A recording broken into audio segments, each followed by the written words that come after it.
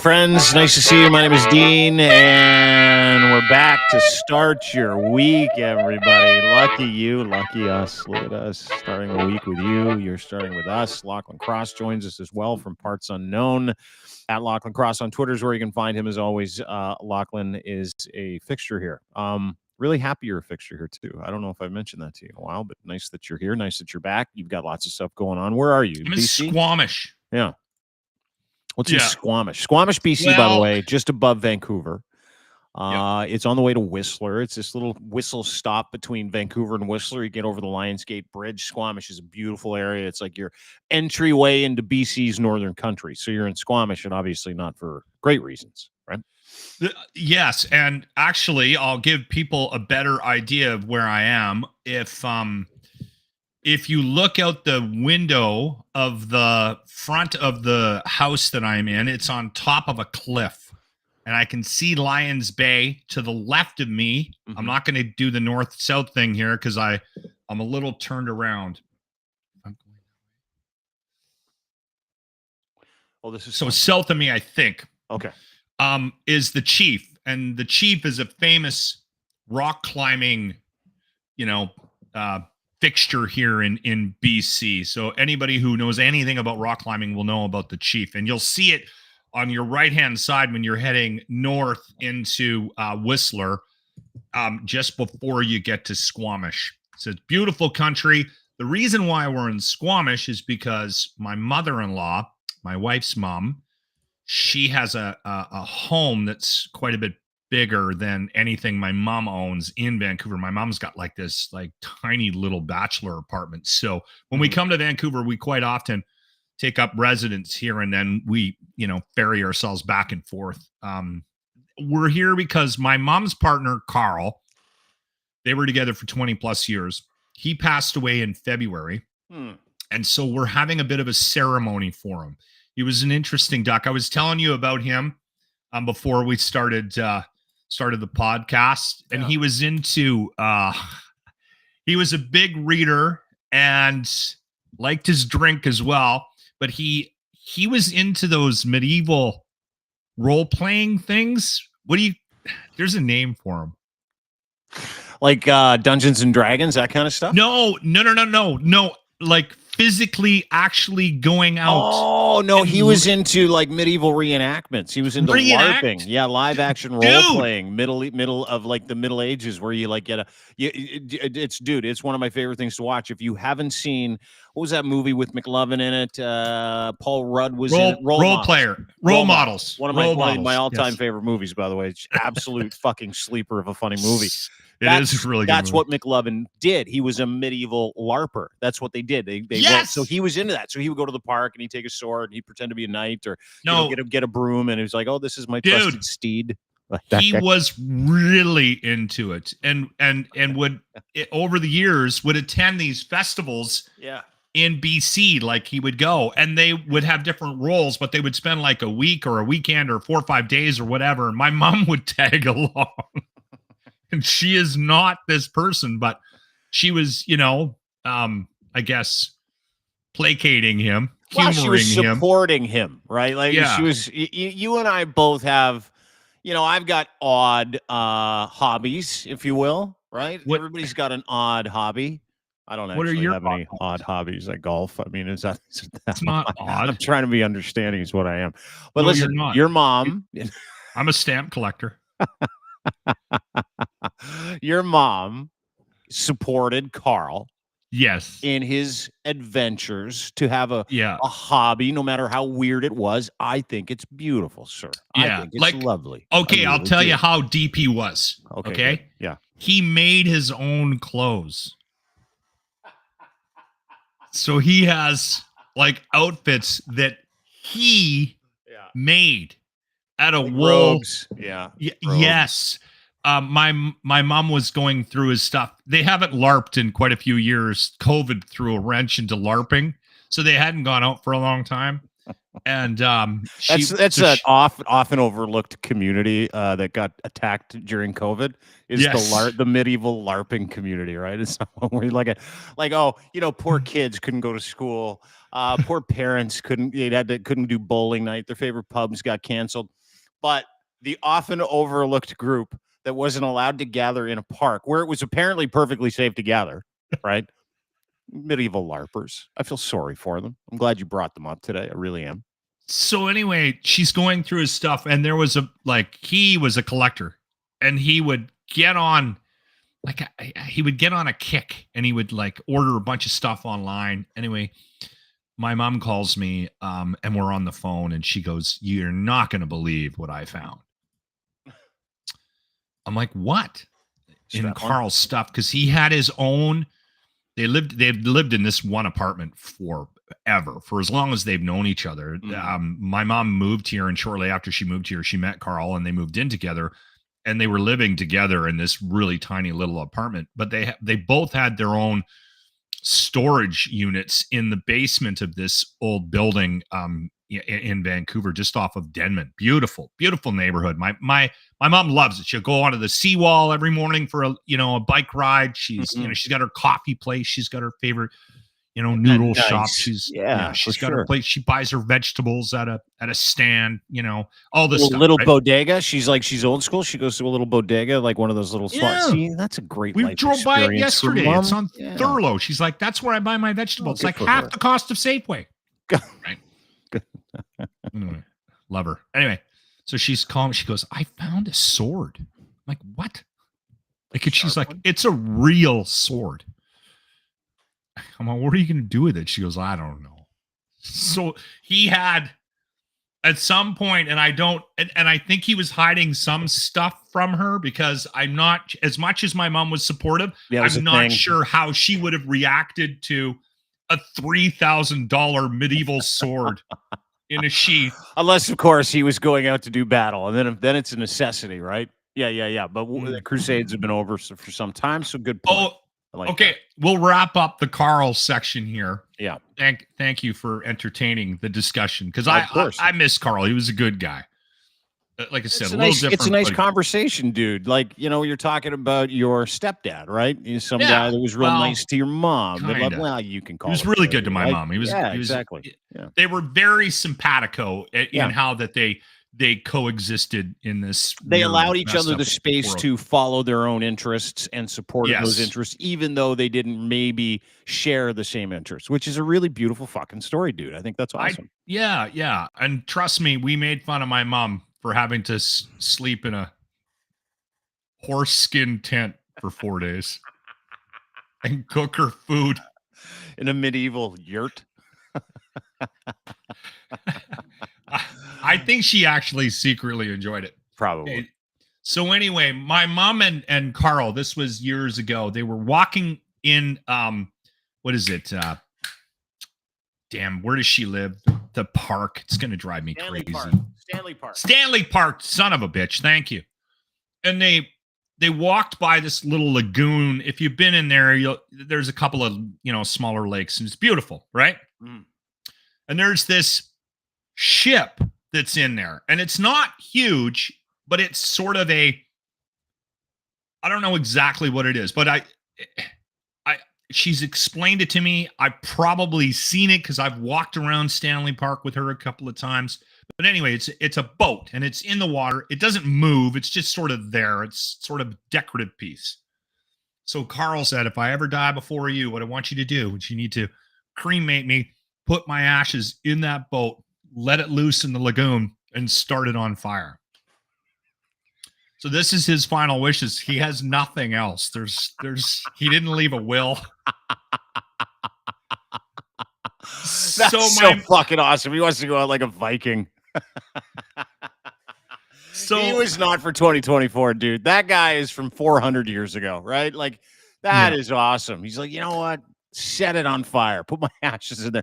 Thank God you're not spreading ashes. I've done that before with a relative.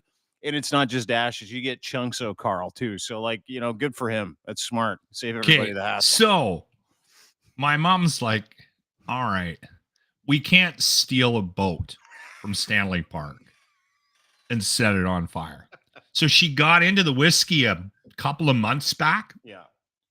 And she ordered this thing online, and I wish I had a picture of it. But it's a replica boat, like a Viking boat, and it's probably about this big, and the whole thing is set up. I swear to God, I don't know how the hell she found it. Plus, she was half a bottle of Crown in too when she found it. God love my mom. So, That's awesome. so she found this thing and forgot that she ordered it because she was so drunk. And it's like $2,500 or something like this. And I saw it when I was at her house yesterday when we came into town. The funeral's on Wednesday. And she doesn't regret the purchase because it's what he wanted to do.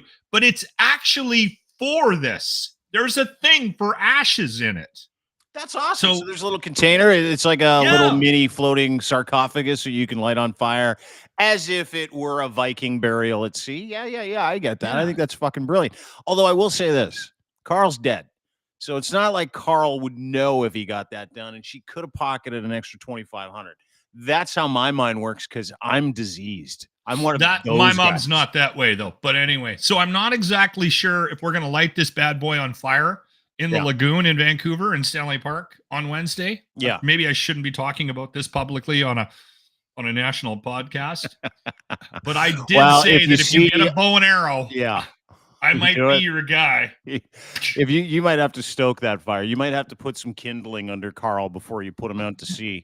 But really nice. Like, I fucking love that story. And obviously my heart goes out to you and your family and your mom, especially today. I think that is it's such a nice way for you to remember this gentleman and your mom's relationship in a way that has nothing to do with you, which is lovely. And it's all about your mom and what she wants and what Carl wanted.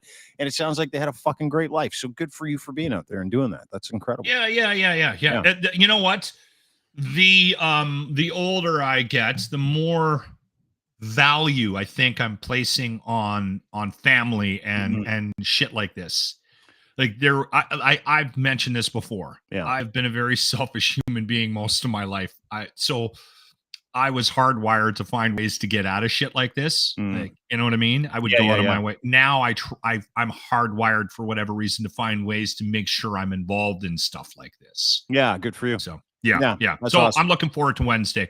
Oh, he was a big fan of fish and chips, so we're all going. There's going to be 20 of us. He's got a couple of brothers coming down. I'm looking forward. It'll be a good day. It'll be a good day to remember Carl. Right? Good. Yeah. And the older we get, the more we realize how transactional we are too, right? Like, that's the other thing. And then you realize that relationships are kind of the end result. It's not what you get out of them, which is the exact opposite of the biggest story in the world right now, Donald Trump. Obviously 34 felony charges, and we're dealing with the fallout, including what could quite possibly be some of the greatest, if I'm not mistaken, memes that I've seen in a long time. MAGA's been melting down. It's been an absolute fucking pleasure to watch. And I saw this one this morning. I should have sent it to you. When your husband gets indicted for cheating on you, she's dying laughing. There's Melania. Yeah, you got to wonder, right? Like, there's stories of Melania Trump not being in and around anywhere near Donald Trump. Some of the things that came out of this weekend. Yeah, I know his whole family's like abandoned him. Some of the stories that came out of this weekend. Just loser kids. His conditions are fucking hilarious. He's not allowed to vote, not allowed to own a firearm. He's not even allowed to cross state lines without approval because he's a convicted felon. Are you okay? Are you serious? Dude, and it gets better. He has to get approval to travel. Yeah. Not only does he just across state lines, he's not allowed to leave the country. As a convicted felon, that fucking guy isn't even allowed in Canada. Right? Even if he's the president of the United States. Canada, that is the worst thing I've heard today. Around the world. It's not going to be able to come. Is like, wait a second. So Donald Trump is a convicted felon? They're like, yep. There's a great fucking article I read this morning in Slate, how the president of Estonia is like, well, that's a shame. He can't come into our country. And then some guys with the liberal government are like, oh, that means we can't allow him in the country. He's a convicted felon.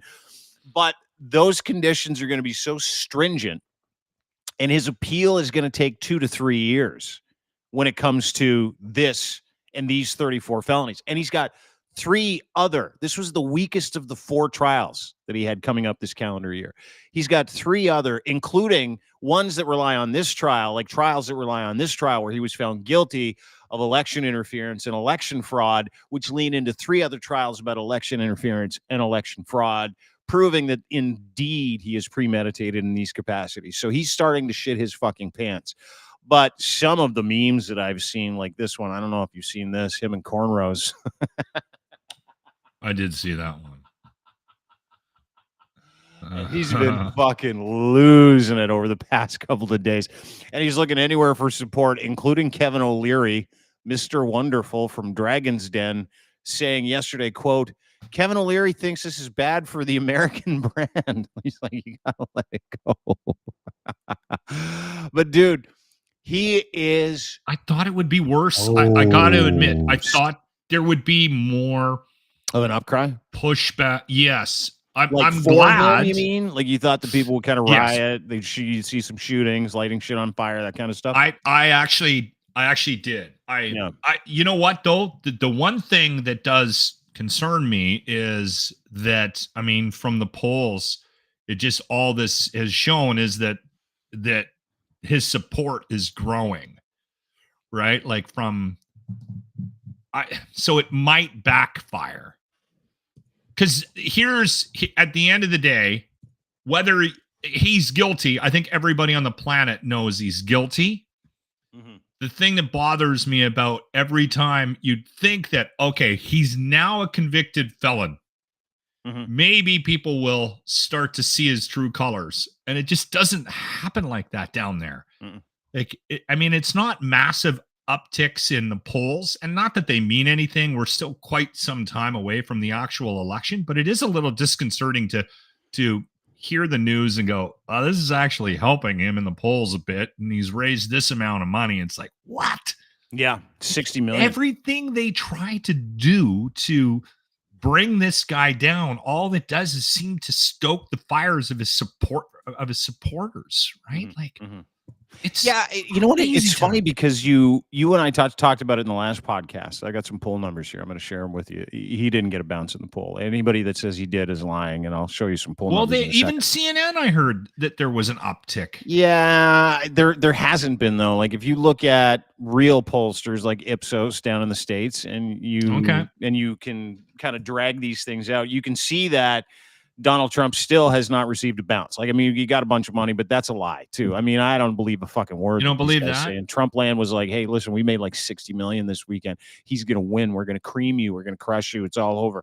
And like, I think everything that comes out of anything to do with Trump is a fucking Maybe lie. You're right. To that point, it's just a controlled narrative. Yeah, to that point, here you go. Depending on who does it, YouGov, The Economist, Morning Consult, they've got Trump up a little bit, +2.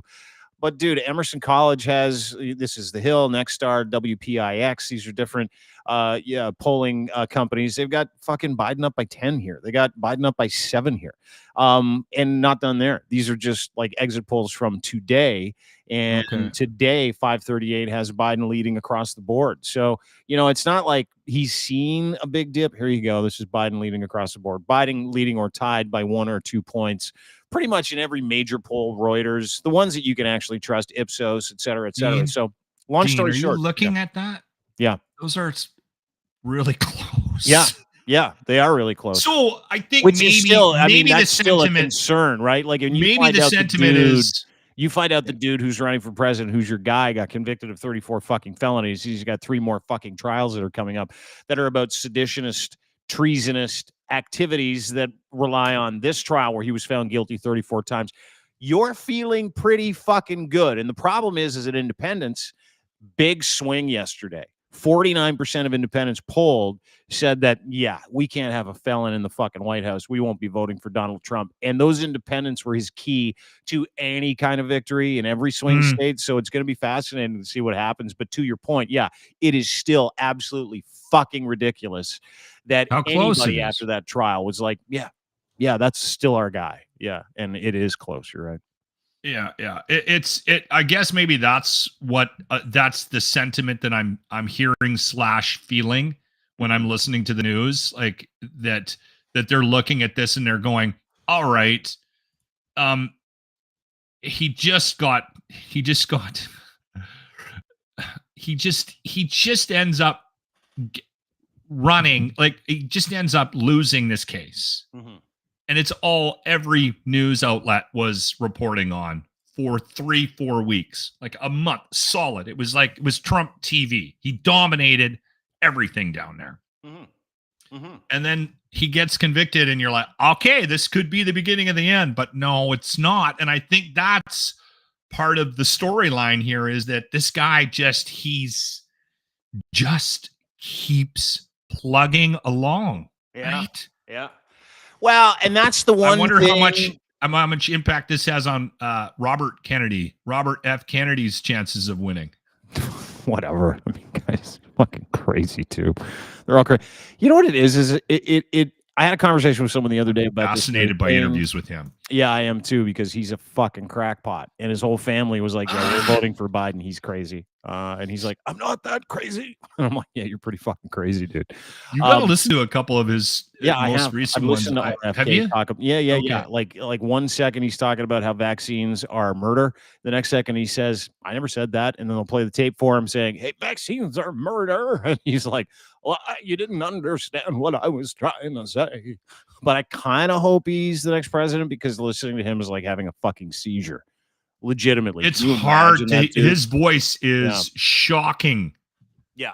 But he's been a conspiracy theorist his whole life. Like, and not only has he been a conspiracy theorist his whole life, he's of that same kind of conservative back brain of like dudes that blew their brains out with privilege and drugs. Like, if you remember correctly, Robert F. Kennedy was he a gong show when he was a kid? Dude, yeah, he was a heroin addict. He was a meth head. He was all those things. Yeah. He went AA. He's been sober for a lot of years. Yeah, he has, but that's because he was a fucking meth head, alcoholic, drug addict, and so it fried his brain, just like everybody else that doesn't believe in science. It fried his brain, right? So anyway, long story short, that's why he's insane, and that's why he can't talk. Is because he mainline drugs. He would tell you that he's never said he doesn't believe in science. He's just skeptical and likes to do his own research. Yeah. I'm always shocked when I listen to him. I'm always like, oh man, am I starting to agree with Robert? Well, I got a question to ask you, right? Because you and I laugh a little bit about Alex Jones, but he has been correct about a couple of things. And listen, categorically, he was right about the frogs. No, he wasn't right about the frogs. You keep bringing that up. The water isn't turning the frogs gay. No, it isn't. Yeah. And Alex Jones, a bunch of gay frogs out there. No, there's no gay frogs. Nailed it. No, he didn't. But he's been right about a couple of things. The one thing, obviously, he wasn't right about Sandy Hook. And he was found in what do you call that? Well, you got a fucking judgment for defamation against the Sandy Hook parents for $1.5 billion or something like that. Yeah, how does that not like kill that? Is he still fighting it? To some extent, when you lose that kind of money, you just got to go away, right? Yeah. To some extent, the interesting part of the judgment is that he has been allowed to pay the family $85 million over 10 years. So the judge is like, okay, I understand 1.5 billion's a little stringent. And we understand that you have millions and millions and hundreds of millions of dollars stashed away and you've declared bankruptcy. Pay these people $85 million over 10 years right now. And he's like, I'll pay $55 million over 10 years. And they're like, that's not good enough. Sell all your shit. You shouldn't be allowed to barter. So no, you shouldn't. So the authorities from the state of Connecticut have been chasing Alex Jones around because the judgment came from Connecticut, because Sandy Hook is in Connecticut. That is where the trial was. And so the state is trying to enforce his judgment. Now, Alex has hidden all his money all over the place, but he's left some items on the table for them, including his ranch, which he had to sell yesterday, or I think it was last week, if I'm not mistaken. It was May 25th. Authorities from Connecticut descended on his ranch in like Ohio or something. I can't remember where his ranch was, and said, yeah, you're selling this, so give it to us now. So they locked him out. They've locked him out of a couple of his other houses as well. They've taken some bank accounts away from him. But over the past week, he's been sleeping in his InfoWars studio. And he's just sleeping there because he's got no place to live, right? And authorities from Connecticut have been trying to get into the InfoWars studio, and he's been basically holed up there like Manuel Noriega, if you remember who Manuel Noriega was back in the day. Where he was a general for Nicaragua, and the Americans wanted him, and he holed up in a church for a long period of time. That's exactly what Alex Jones is doing. And yesterday on InfoWars, he snapped, which is really exciting. If you have, I think Alex Jones he's already sort of dancing on that line already, I think. But I want you to watch this because holy fuck did I laugh watching that Alex and sweaty Jones. Alex Jones video. Awesome. Yeah. Another sweaty Alex Jones video. But these are the kinds of issues. Like, it is legitimately Schadenfreude season. Like, with Donald Trump getting arrested, consequences coming to these people that have really evaded consequence for a long time over their lies, gaslighting, stochastic terrorists. Like, this guy was one of the chief organizers of J6. So if you don't think they're after him for political reasons as well, you're crazy. And I fucking like it. But I want you to watch Alex Jones, who's so tired of fighting, talk about how they're coming to get all his shit. At the end of the day, we're going to beat these people. I'm not trying to be dramatic here, but it's been a hard fight.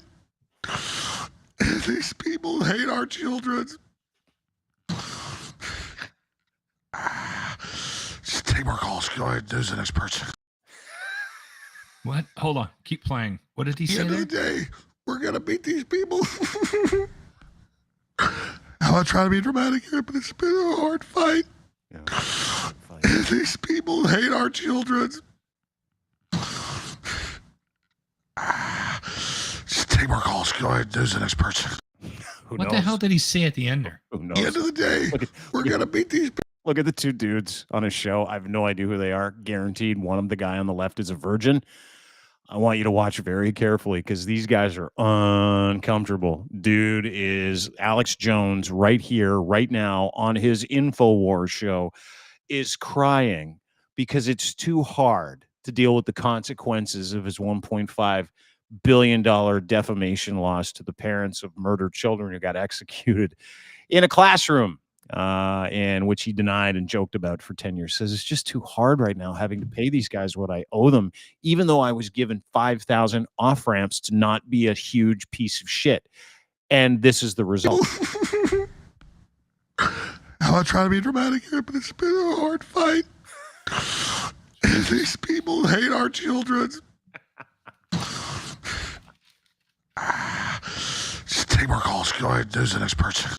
Yeah, I don't know what he says there. Maybe he's speaking in tongues. I have no idea. Yeah, but I really, you know what? The issue I have with Alex Jones, and you and I, again, we've joked about this person here numerous times on the podcast over the last couple of years. But my issue with him is that he has created a template for the success of crazy shit online.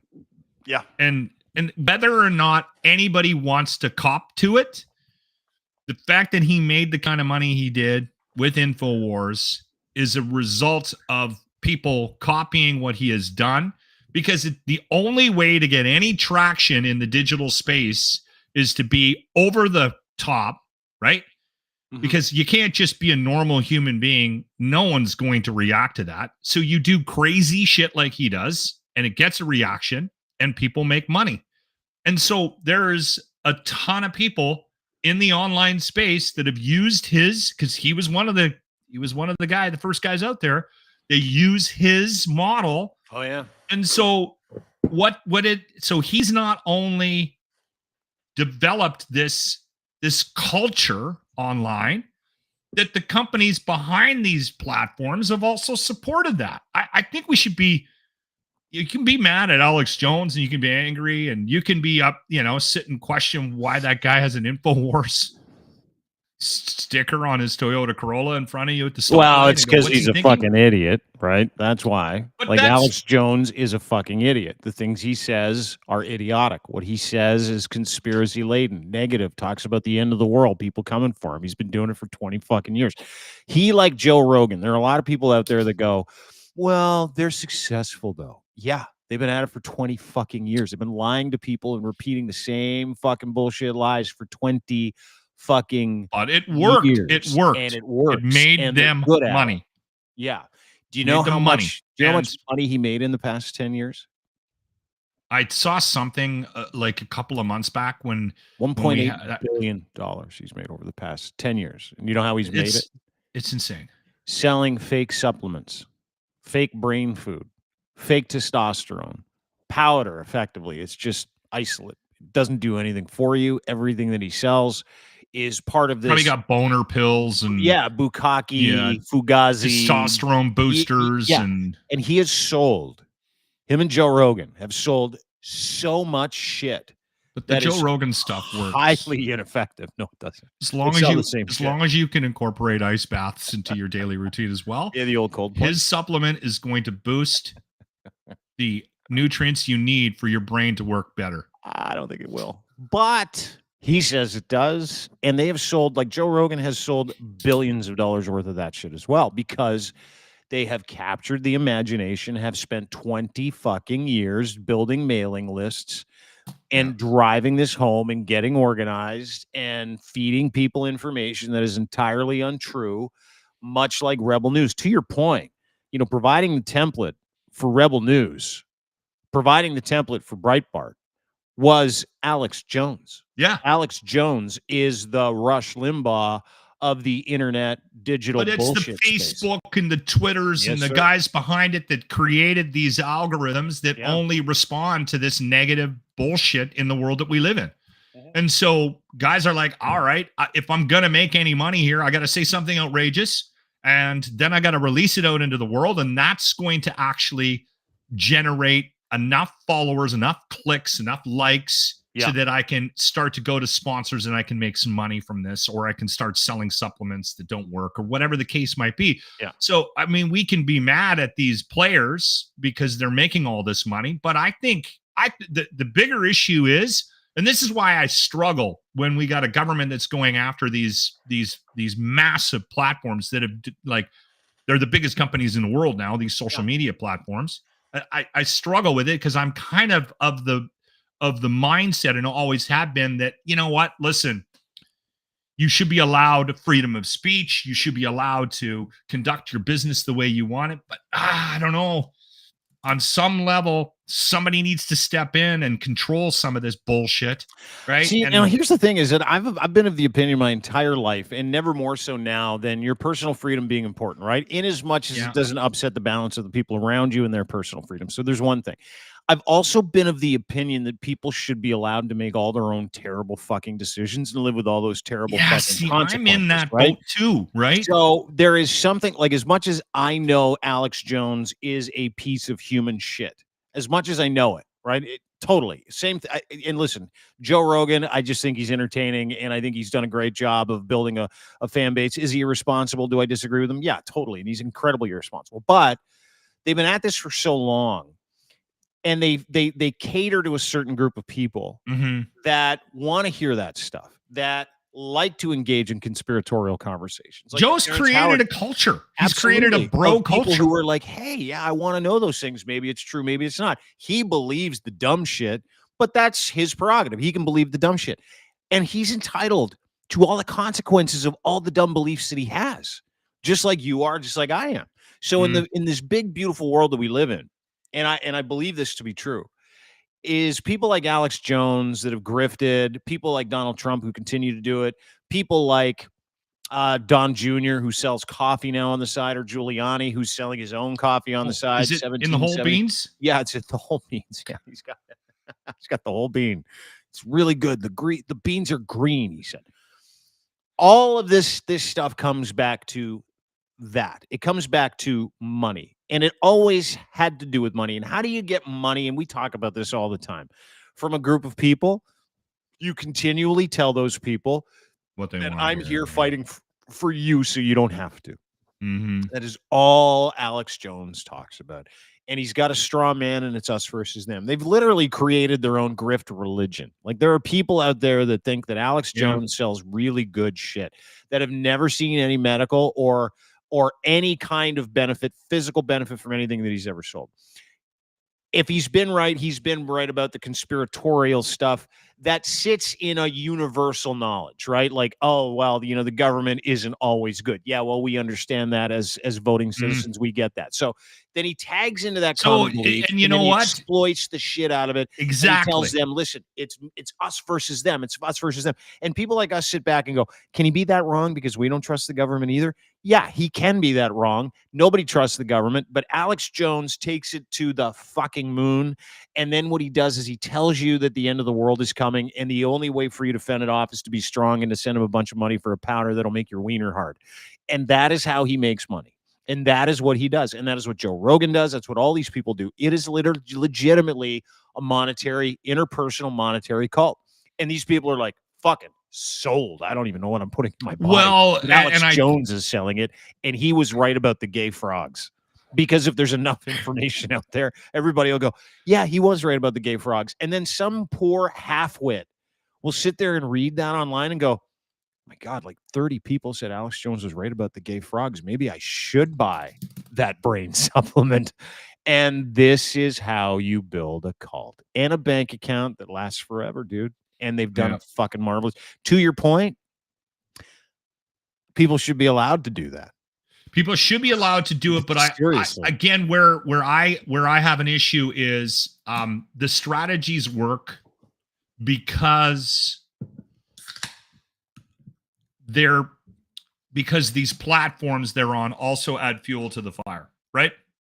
If you go on and you tell a really nice story, and you're just a good guy, and then you release it and go, I got a podcast about it being a really good guy. I hope you guys all tune in. You're gonna get fucking buried.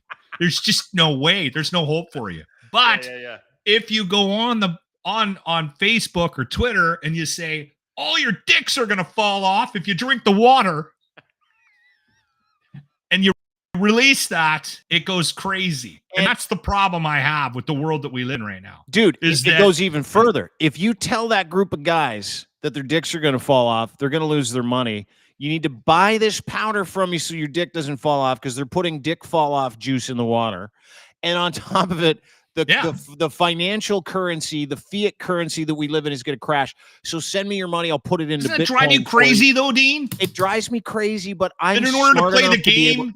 But I'm smart enough to be able to listen to this and go, fuck it. I don't need to get involved in that. In order to play the game, you got to lie, dude. And dude, I think that is how this business works for a lot of people. It bothers me. It bothers me. I think the reason why it bothers me is because I also have a skeptic's mind. Yeah. So quite often I will get dragged into these conversations. And then the next thing you know, you're sitting in a room with 3, 4, 5, 6 guys having a beer, and you're defending Alex Jones, who is one of the biggest pieces of shit on the planet, right? And you're defending him because there was an ounce of truth to something he said. Yeah. So, and I don't want to be that guy because I do have a skeptic's sort of streak through me. Yeah. So this does, like a lot of this stuff does appeal to me.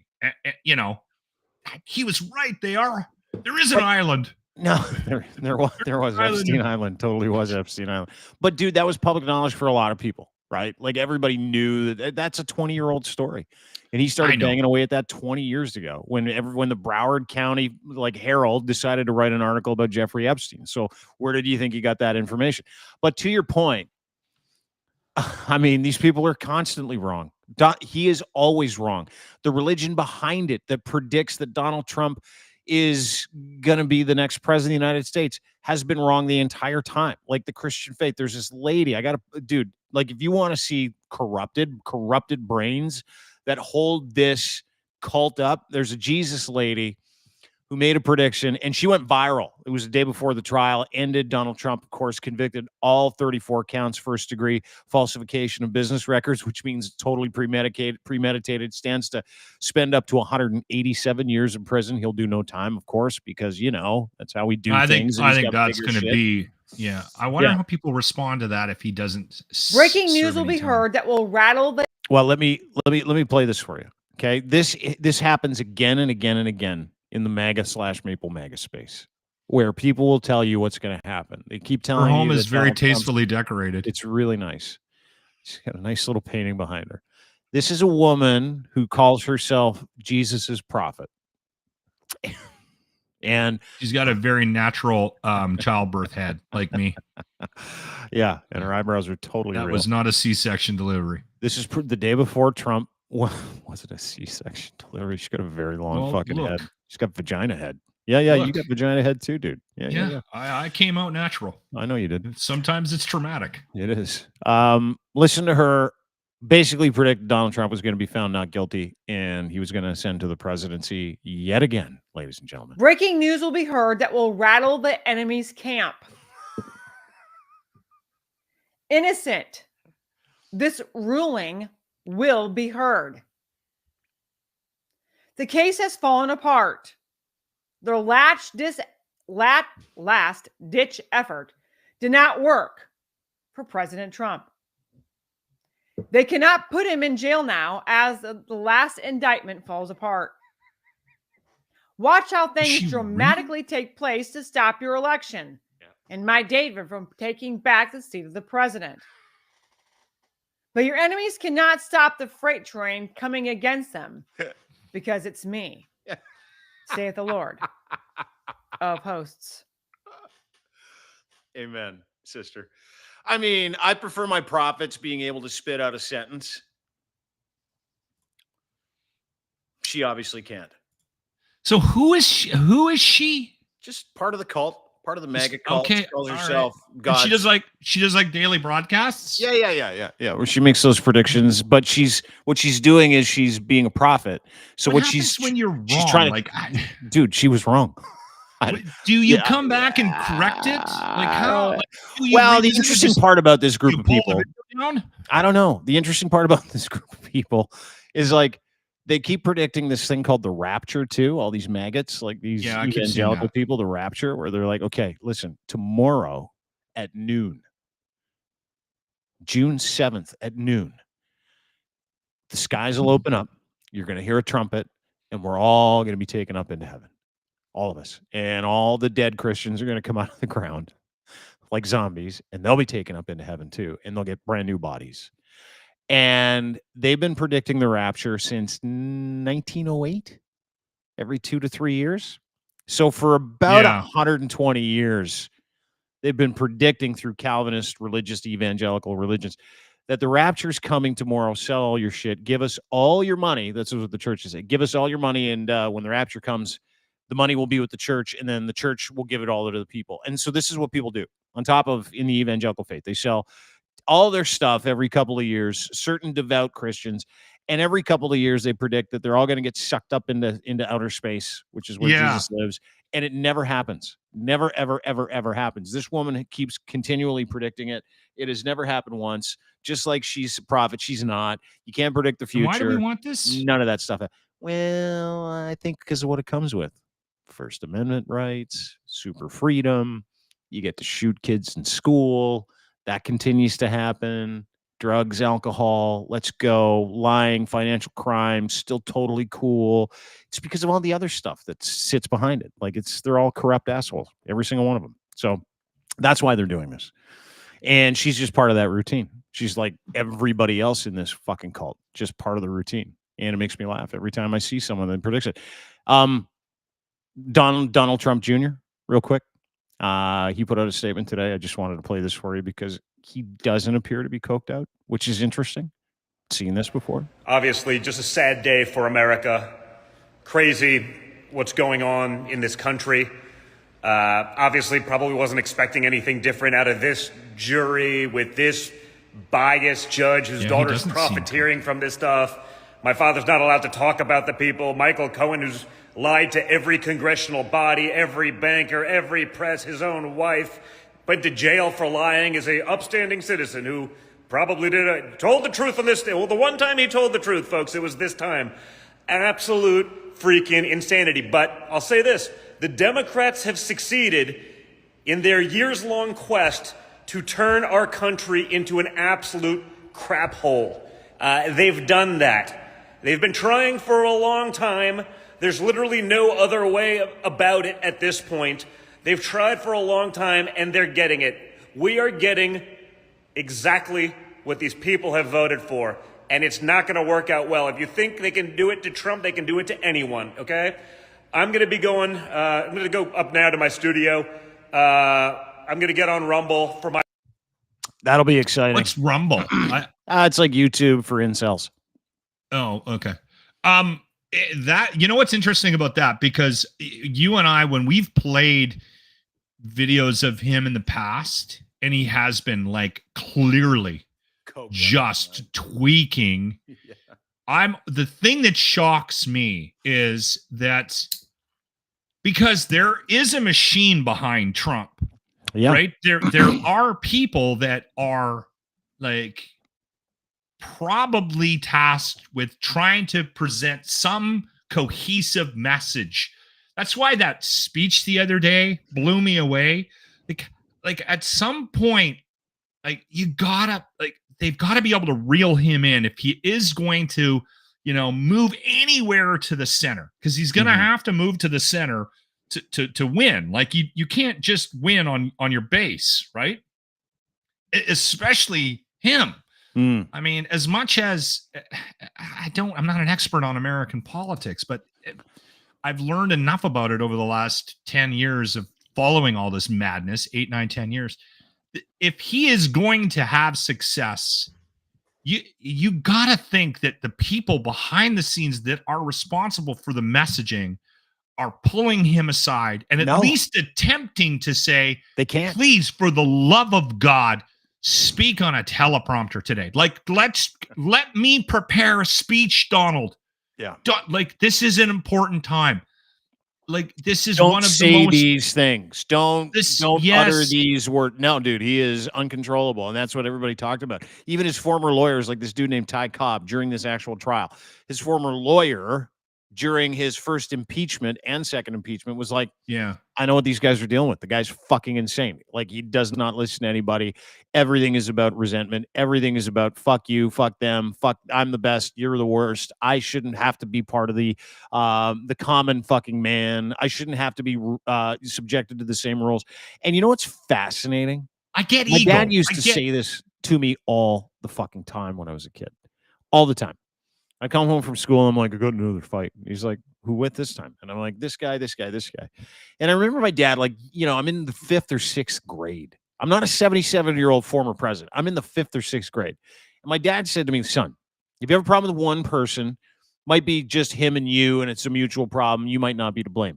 If you have a problem with fucking everybody, chances are you're the problem.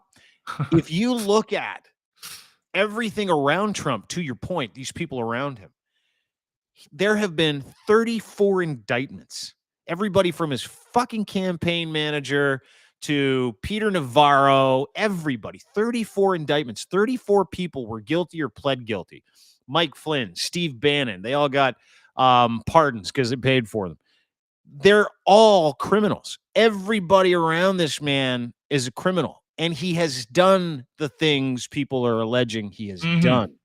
And it is absolutely immovable in terms of proof that he is guilty 34 fucking times of a fucking indictable offense that goes back 20 years. He's been doing this for 50.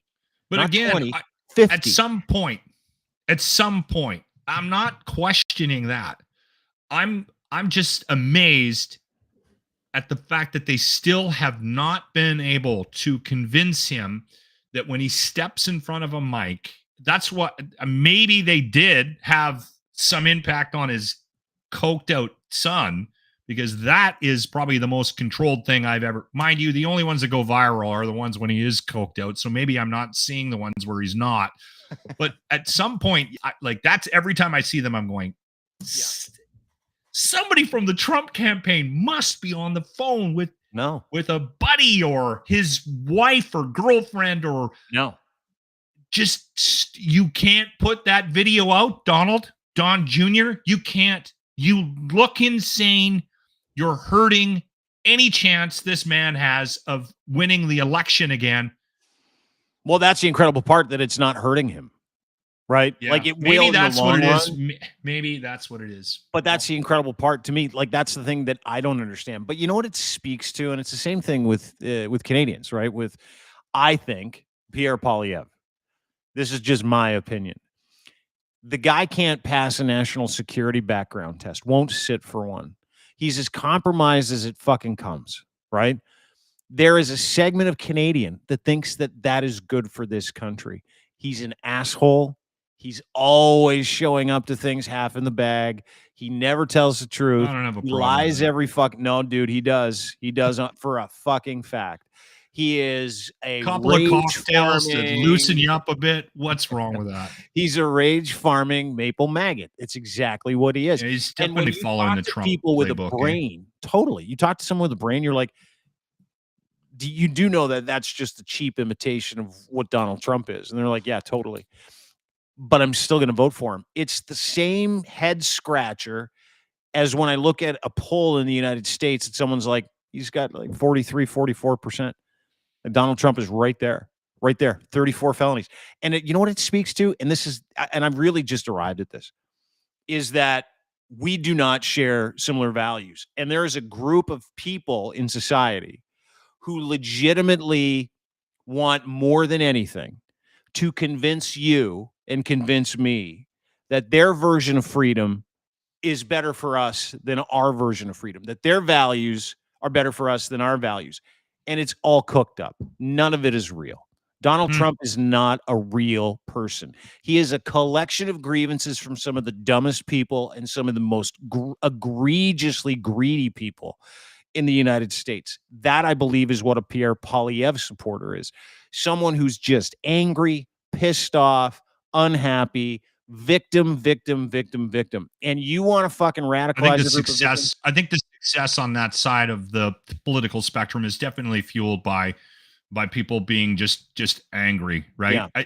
I guess it's a little disconcerting that there's that many angry people out there. But you know what? Sign of the times. I'm listening to this memoir right now. I don't even know if I want to mention the guy's name because it's actually it's a really good read. And I'm not going to mention his name because I got a lot of respect for him and I still have a lot of respect for him.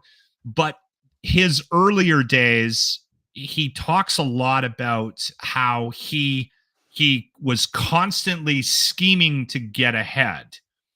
And he looks back on his childhood and on his upbringing and highlights some things.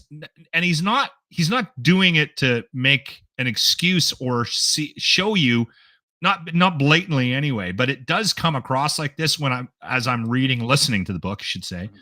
But it was funny because I just did not grow up like this. And so I'm wired a certain way. And I wonder if the rest of the world, the older I get, the rest of the world is just always looking for a way to take advantage. And this guy's an American and he's an actor.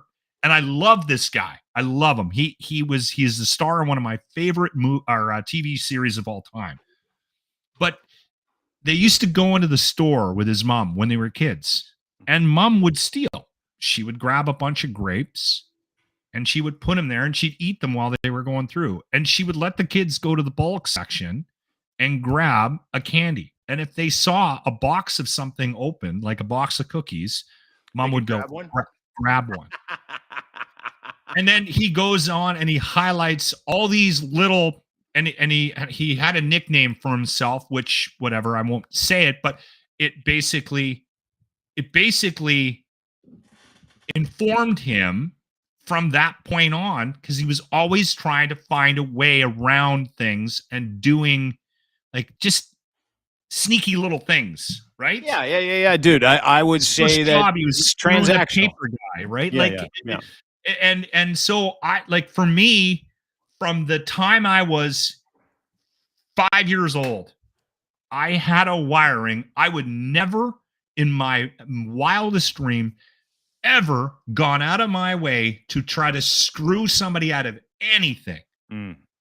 I've said some awful things and I've been selfish on a certain level, but when it comes to cheating anybody or taking advantage of a situation, like cheating on a test, I would never in a million years. Somebody would have said, I guarantee you an A. It's not going to cost you a thing. No one's going to find out. Here's the exam. I stole it from the teacher's desk. Take it home. I would never have looked at it. Not in a million years. Now, what percentage of our population would? And so by the sounds of it, about 40%. And that's your answer. And when he's talking, he's voicing his own memoir, and he's like, I just thought this was the smart thing to do. And I'm wondering what percentage of a percentage of the population is just wired in such a way that the rules are for everybody else. Yeah. And if you legitimately can find a creative way around, and it doesn't matter, we're talking about a man who has spent his entire life doing that, who like everything he says is complete bullshit. And people follow him and trust him and think he's some sort of savior to the United States of America. But I'm talking man to man, individually. Am I in the minority? I think you're in the half-ority. I really believe that. Right. And that makes I think me feel better. Yeah, I think you're touching on something that is a very uncomfortable truth for a lot of people individually, and it should be an uncomfortable truth for a lot of us in terms of society, right? Is that you're literally seeing the delineation of good people and bad people. Good people know that lying, cheating, stealing is a net negative for them. Bad people think that lying, cheating, stealing is a net positive for them because they get that instant reward. So you're talking about people who are internally motivated, like you, to be a better person, or people who are externally motivated, like Donald Trump, Pierre Poilievre, anybody who wants something from you because they can't do it themselves. Those are two different societies that we literally look at right now. Some people call it woke, unwoke. But what you're looking at are people with values for everybody else and then values for themselves. I got to be honest with you, Dean. I'm feeling like I'm a minority. You might be. And I'm feeling like maybe I need to change my thought process and step into that other. Be a bad person. Step into the bad person mentality. But, dude, that's the fight. That's the fight that we see are people who are like, no, I should be allowed to cheat, steal, and rob and lie. Right? If you look at politics as an industry, they call lying doing politics. They think it's part of their industry. That is a valueless industry. It is so is business, so is media. They are valueless industries. And you talk about the most successful people in business, they know one thing and one thing only. To get ahead, it is entirely acceptable to fuck other people over. It is entirely acceptable to step on poor people. It's entirely acceptable to negatively change the course of history if it means you're going to benefit from it. What do we see? We see people trying to change the course of history through different ideologies, lies, cheating, Bitcoin, fucking propaganda, misinformation, you didn't manipulation. just do the Bitcoin thing. Yeah. Dude. I'm sending this to Scott. He knows what it is. Dude, there are people that live in that alternative reality of this weird valued place of MAGA and Maple MAGA who are literally fighting for one thing and one thing only. That's to not be subjected to the rules of society that make society better and make society work. They think their rules, their fascist agenda, their selfishness should be shared by all of us who are like, no. That's why none of those people got vaccinated, dude. They're like, no. My freedom is more important than the freedom of the collective. And therein is the entire issue. We've got super self-serving versus society self-serving. And the super self-serving individuals like Donald Trump, they don't give a fuck how they get your stuff as long as they get your shit. They're con men. They're transactional assholes. The world's full of them. And we've literally been separated into authentic people and con men. And there's definitely half of us don't share those values that you and I share, which is we are internally motivated to be good people, give back to the people around us, make our karma, our citizenry by giving back and having a purpose. Well, there's a certain group of people that does not believe that, and that is that culture. And it doesn't end.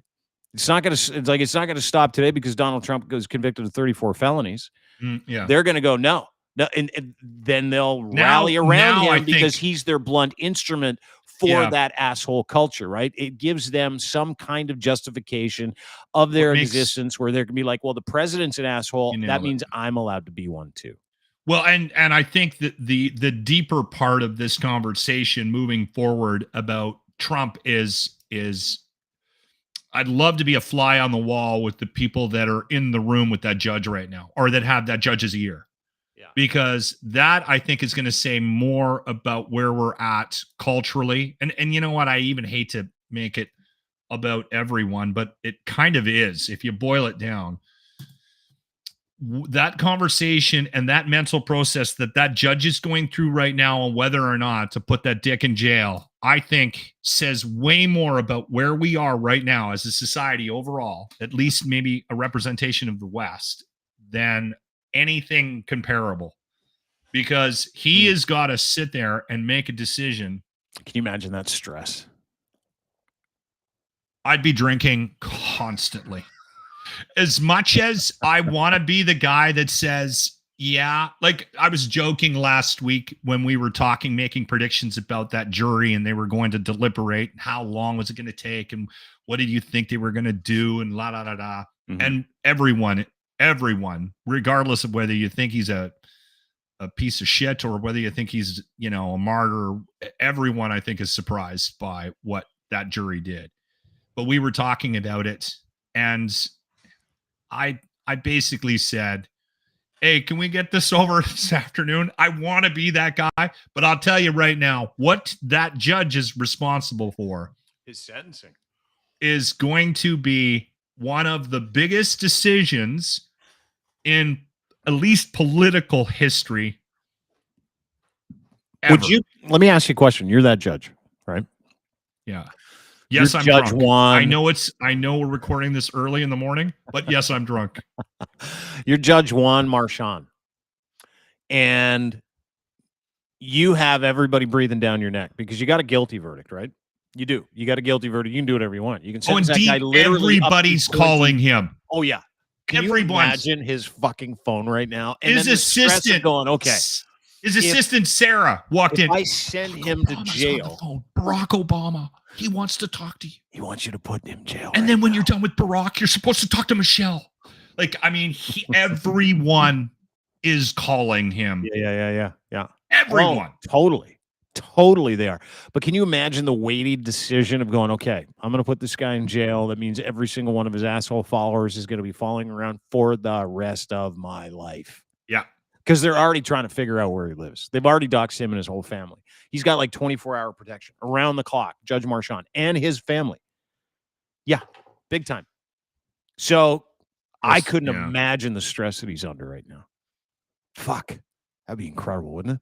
Do I put him in jail? Do I not? I mean, I'm already pretty unpopular. And I don't even have any prediction about what he's going to do. I have no idea. And I think that if I'm not mistaken, I think the convictions and how surprised everybody was by all 34 of them has kind of thrown that into the atmosphere. It's like, fuck, it's anybody's guess. Nobody thought he'd get convicted of all of those charges. And he got convicted of all of them in the first degree. And it took like 5 minutes, right? So your guess is as good as mine. But this came down to election subversion, right? This wasn't him paying off a porn star for sex.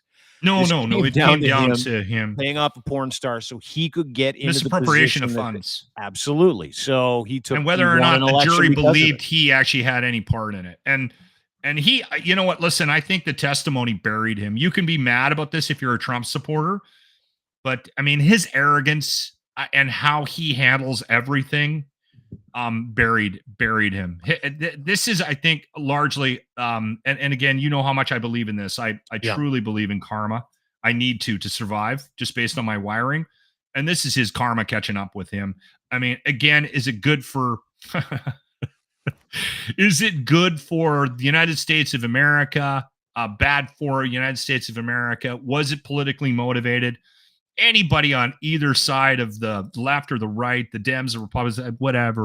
This is all politics now. That's all it is. It is. Yeah. And that's not me saying it shouldn't have happened. That's not me saying I don't agree with the decision.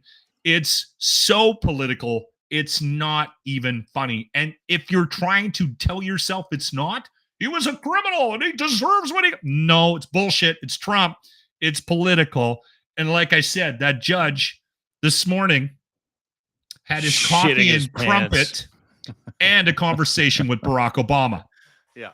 So it's political. They are now sitting down with that man, having a discussion about what he has done and where he's going to go with this and how he's going to handle the sentencing.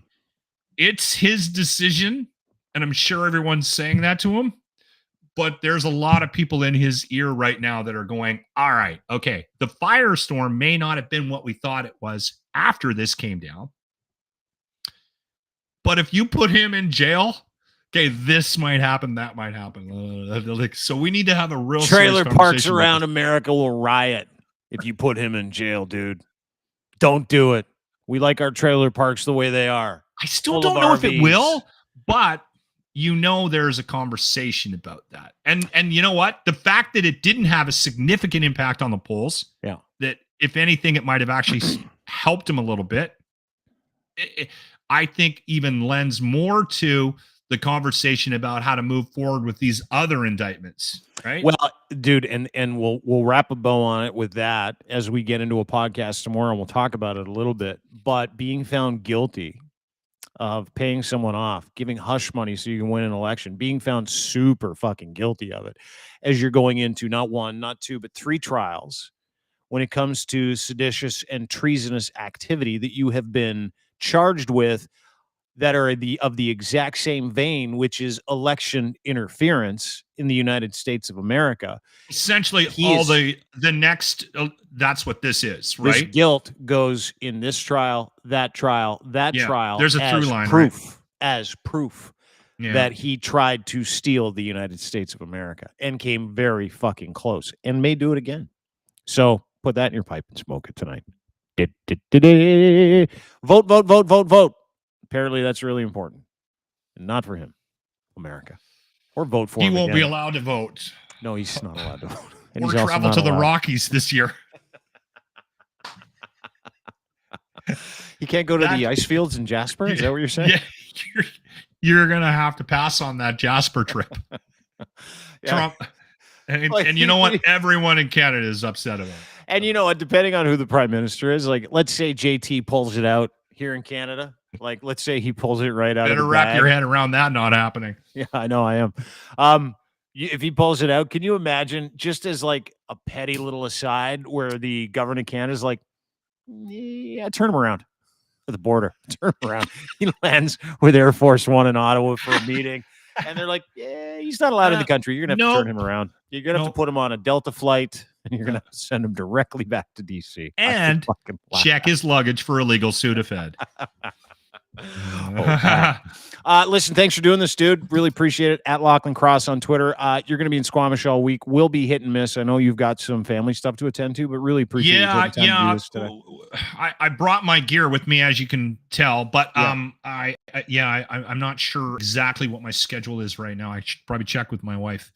Do me a favor quickly before I go. If you get a minute, make sure you check out ardenroofsystems.com. Sign up for the golf tournament. We want to fill it up and sell it out to raise as much money as we possibly can for the Child Life Program for the Stollery in Edmonton. And people have been signing up. It's a great day, July 5th at the Ranch Golf and Country Club. And again, there's still room for sponsorship. There's still room for golfers, singles, doubles, triples, maybe put a foursome together. Great cause, ardenroofsystems.com. Thank you, Dean.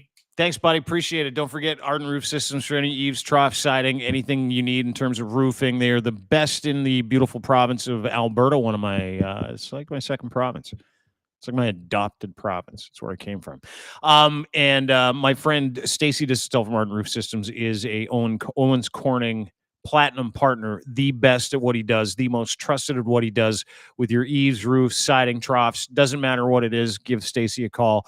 Go to ardenroofsystems.com. Not only to sign up for that, but go get a quote. Even if you got another quote and you're like, I just want to make sure I need someone that's trusted. That's Stacy. It's him, Stacy Distel. ardenroofsystems.com. Thanks to our friends at everywhere for making this possible, including Cheese Boutique. Go to cheeseboutique.com today. Go to cheeseboutique.com, by the way. They've got a Father's Day box, Father's Day special. I just got mine on the weekend. They're going to be announcing it this week. Do something for dad. Get the Cheese Boutique Father's Day barbecue box. It's $300 worth of meat, other accoutrement for like $230. And if you follow them and you tag 3 of your friends in their Father's Day post, you could win a $900 Broil King barbecue from Cheese Boutique, Ripley Avenue, downtown Toronto. It's a whole block of fun. Make sure you visit them. They're the nicest people in the world. And Afram's the king. He's like a cheese meister. He's one of the very few in the world. So make sure you do that. Go to cheeseboutique.com today. Do something nice for Dad for Father's Day. Also brought to you by Rome Auto Subscription. If you're looking for a vehicle, go to Rome.auto. Rome.auto has your car. I'm driving a Tesla right now. You can do the same thing. It's one payment. There is no commitment. All you do is drive, and then you give it back. All your insurance, your maintenance is all included.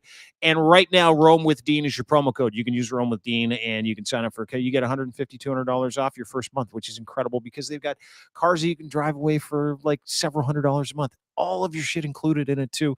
They've got short-term, long-term. Go to Rome.auto in the GTA right now. They're going to expand in the next year, but if you're in the Greater Toronto area, Rome.auto. Again, Rome.auto. Get yourself a profile there. Rome with Dean is your promo code. You'll get a bunch of money off your first month, and it is very well worth it. There's no need to buy a car. There's no need to be out of pocket for a vehicle. Rome has figured it out. Rome.auto today. Rome with Dean is your promo code. Obviously brought to you by our friends at Muse Massage Spa and their podcast called Muse on the Mic. Patreon version is uncensored. Pay the girls a couple dollars. You'll get a completely uncensored look at the sex world and the world of sex work. They own a massage parlor in Toronto. Their podcast is provocative. It's entertaining. It's educational. It's therapeutic. Riley and Emily walk you through the business, and they do it unabashed. Super proud that we get this podcast in our network. Very proud to be working with these girls. Muse on the Mic is the name of the podcast, the Patreon version. You can get it uncensored. It's also on YouTube. Give them a follow anywhere on social media as well. Brought to you by our friends at Cantork, makers of rugged, hardworking torque wrenches for heavy industry around the world. Colin and his team have been at it for over 20 years. Colin Livingston, he's the principal. He's got a brand new website too called cantork.com. Check out their products, services, news about their podcasts as well.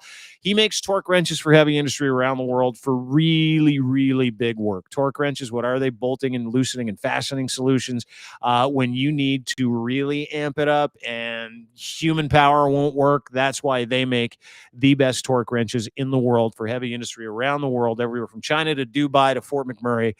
These guys are the best, and they've been at it for 20 years. Their expertise means they can fabricate any torque wrench for any solution that you have. Go to cantork.com for more information. And as always, brought to you by Fact Check. Go to faktchek.io for more details. If you would like to kill disinformation in its tracks, if you do not trust the shit that you see online, and if you don't believe the captions for videos and pictures, and if you want to just make sure and have a little handy little pocket buddy with you that you can add as an extension, join their beta test team today at factcheck.io, faktchek.io.